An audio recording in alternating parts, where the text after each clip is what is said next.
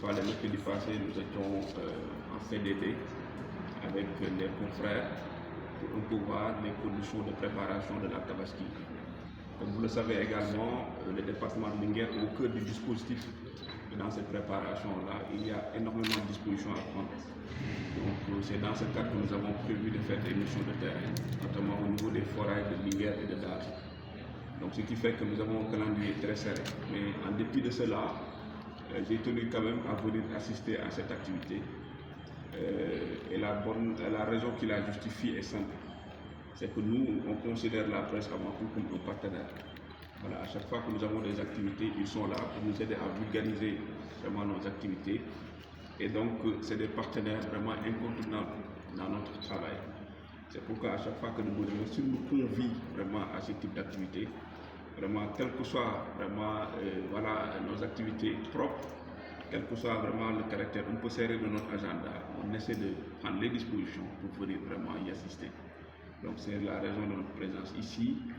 Et je voudrais tout d'abord aussi féliciter la Convention des jeunes reporters pour cette excellente initiative vraiment de formation sur le digital. Comme vous le savez, aujourd'hui, toutes les structures se digitalisent. Nous, administration, actuellement, on est en train de se digitaliser, même s'il y a bien sûr des contraintes. Donc, dans ce processus de digitalisation, évidemment, la presse ne peut pas être en marche. Vraiment, c'est pourquoi je considère cette formation-là comme essentielle. Nous devons continuer vraiment à former la presse. Je ne vais pas revenir sur le rôle de la presse dans notre démocratie. Ce serait même une sorte de répétition. Tout le monde sait aujourd'hui que la presse a un rôle incontournable dans la consolidation de notre démocratie. Et dans tous les épisodes vraiment de notre démocratie, cette presse-là est au cœur vraiment du dispositif. Donc je ne vais pas revenir sur ces éléments-là. Mais je crois fondamentalement que cette formation-là va permettre vraiment de capaciter davantage les journalistes pour leur permettre évidemment d'être mieux outillés, de se digitaliser et de pouvoir utiliser le smartphone comme étant un outil de prise de vue et même de montage. Je crois qu'aujourd'hui on est dans ce processus-là et la presse ne peut pas être en marge de ce processus. Alors, autre élément que je voulais évoquer, lors de la journée internationale de la liberté de la presse, nous avons vu vraiment des chiffres qui ont été partagés par la Convention relativement aux conditions de vie des journalistes. C'est des chiffres qui, évidemment, font froid au dos. Voilà. Moi, quand j'ai vu ces chiffres-là, j'ai un peu tiqué, parce que je considère que les reporters jouent un rôle essentiel dans la presse. Leurs conditions de vie, leurs conditions de travail, aujourd'hui, doivent être une priorité.